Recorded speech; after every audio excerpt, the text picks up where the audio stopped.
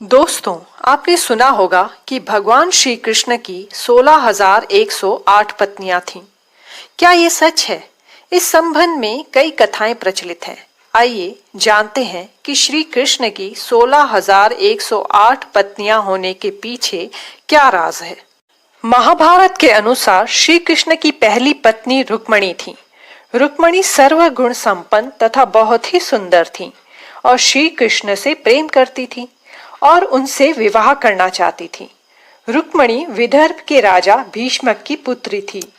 रुक्मणी के माता पिता भी उनका विवाह श्री कृष्ण के साथ करना चाहते थे, किंतु रुक्मणी के भाई रुक्म उनका विवाह चेदी राज शिशुपाल से करना चाहते थे।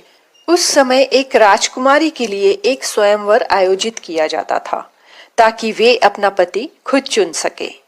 उनसे उनका ये अधिकार छीन उनके भाई रुक्म ने शिशुपाल से अपनी बहन रुक्मणी के विवाह की तैयारियां शुरू कर दी। तब रुक्मणी ने श्री कृष्ण को एक पत्र लिखा कि उन्हें विवाह के लिए मजबूर किया जा रहा है। अगर उनका विवाह श्री कृष्ण से नहीं हुआ तो वे अपनी जान दे देंगी। ये पत्र ब्राह्मण कन्या सुनंदा के हाथ श्री कृष्ण को भेज दिया। ये पत्र पाकर जब श्री कृष्ण को पता चला तो वे रुक्मणी के पास आए और उसे हरण कर ले गए और उससे विवाह किया। भगवान कृष्ण का दूसरा विवाह जामवंती से हुआ। जामवंती जामवंत जी की पुत्री थी। भगवान कृष्ण पर मणि चुराने का आरोप लगा था। इस आरोप को झूठा साबित करने के लिए उन्होंने खुद ही मणि की तलाश शुरू की। तो उन्हें पता चला कि मणि उनके पूर्व जन्म के भक्त जामवंत के पास है। जामवंत जी श्री कृष्ण को पहचान नहीं पाए, इसलिए उनसे युद्ध किया। मगर जब श्री कृष्ण ने उन्हें भगवान राम के रूप में दर्शन दिए तो उन्होंने मणि उन्हें दे दी और अपनी पुत्री जामवंती का विवाह उनसे करा दिया। भगवान कृष्ण की तीसरी पत्नी का नाम सत्यभामा था। सत्यभामा सत्राजित की पुत्री थी। जिस मणि को चुराने का आरोप कृष्ण जी पर लगा था वह इन्हीं की थी। कृष्ण जी ने उनकी मणि उन्हें दे दी, जिससे सत्राजित लज्जित हुए और कृष्ण पर लगे आरोपों के लिए माफी भी मांगी। उन्होंने ग्लानि मिटाने के लिए अपनी पुत्री सत्यभामा का विवाह कृष्ण जी से करवा दिया और वह मणि भी भेंट में दे दी। भगवान श्री कृष्ण की चौथी पत्नी का नाम कालिंदी था। कालिंदी खांडव नामक जंगल में रहती थी। यहीं पर पांडवों के लिए इंद्रप्रस्थ बना था। जब श्री कृष्ण पांडवों से मिलने के लिए इंद्रप्रस्थ गए, वहां युधिष्ठिर, भीम, अर्जुन, नकुल, सहदेव, द्रौपदी और कुंती ने उनका आतिथ्य पूजन किया। इस प्रवास के दौरान एक दिन अर्जुन को साथ लेकर भगवान श्री कृष्ण वन विहार के लिए निकले। जिस वन में वे विहार कर रहे थे वहां सूर्य पुत्री कालिंदी श्री कृष्ण को पति के रूप में पाने की कामना से तप कर रही थी। कालिंदी की मनोकामना पूर्ण करने के लिए श्री कृष्ण ने उसके साथ विवाह कर लिया। भगवान कृष्ण की पांचवी पत्नी का नाम था सत्या। इन्हें नग्नजिति भी कहते थे। नग्नजिति राजा नग्नजित की पुत्री थी। राजा ने अपनी बेटी की इच्छा अनुसार ऐसा स्वयंवर रखा जो केवल श्री कृष्ण जीत सकते थे। स्वयंवर की शर्त यह थी कि जो भी 7 पागल सांडों को एक ही अखाड़े में नाथेगा उसी से सत्या का विवाह होगा। कृष्ण जी ने शर्त पूरी कर स्वयंवर जीता और सत्या से विवाह किया। भगवान कृष्ण की छठी पत्नी का नाम था मित्रवृंदा। मित्रवृंदा को मित्रभामा के नाम से भी जाना जाता था। मित्रवृंदा उज्जैन के राजा विंध और अनुविंद की बहन थी। ये दोनों दुर्योधन के मित्र थे। मित्रवृंदा अपने स्वयंवर में श्री कृष्ण को अपना पति चुनना चाहती थीं, लेकिन विंध और अनुविंद ने अपनी बहन को ऐसा नहीं करने दिया। तब श्री कृष्ण बलपूर्वक मित्रवृंदा को स्वयंवर से उठा ले गए और उनसे विवाह किया। भगवान कृष्ण की 7वीं पत्नी का नाम रोहिणी था। पौराणिक कथाओं में इनका नाम भद्रा और कैकई भी पाया गया है। रोहिणी ऋतु सुकृत की पुत्री थी। रोहिणी ने अपने स्वयंवर के दौरान श्री कृष्ण को अपना पति चुना था। भगवान कृष्ण की 8वीं पत्नी का नाम लक्ष्मणा था।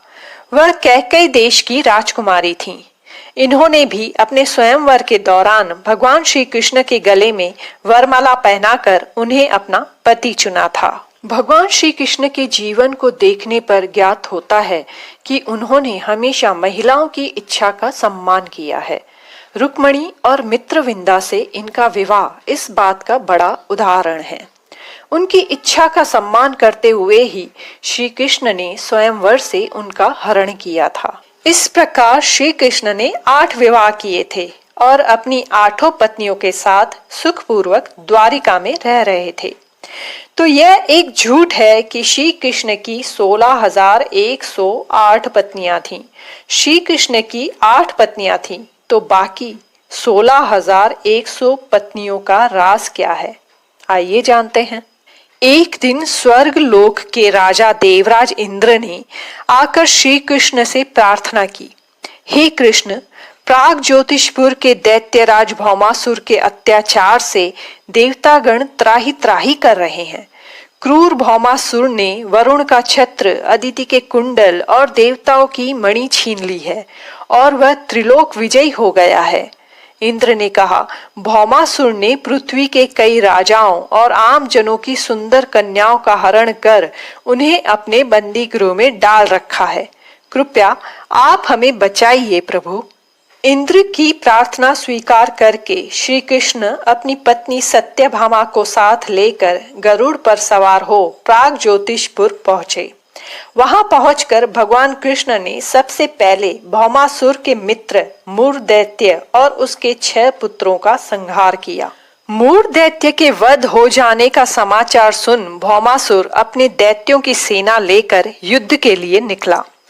भौमासुर को स्त्री के हाथों मरने का श्राप था, इसलिए भगवान श्री कृष्ण ने अपनी पत्नी सत्यभामा को सारथी बनाया और घोर युद्ध के बाद श्री कृष्ण ने सत्यभामा की सहायता से उसका वध कर डाला और उसके पुत्र भगदत्त को अभयदान देकर प्राग ज्योतिषपुर का राजा बनाया। भौमासुर के द्वारा हरण कर लाई गई 16,100 कन्याओं को श्री कृष्ण ने मुक्त कर दिया। ये सभी कन्याएं भौमासुर के द्वारा पीड़ित थीं, दुखी थीं, अपमानित और कलंकित थीं। इस कहानी का अंत यही नहीं हुआ। जब ये कन्याएं घर पहुंची तो परिवार वालों ने चरित्र के नाम पर इन्हें अपनाने से इनकार कर दिया। समाज और परिवार से तिरस्कृत होने पर ये बहुत लाचार, दुखी हुई और श्री कृष्ण से आकर मदद की गुहार लगाई और कहा, आपने हमें मुक्त करवाया है, अब आप ही हमारी समस्या का समाधान करें।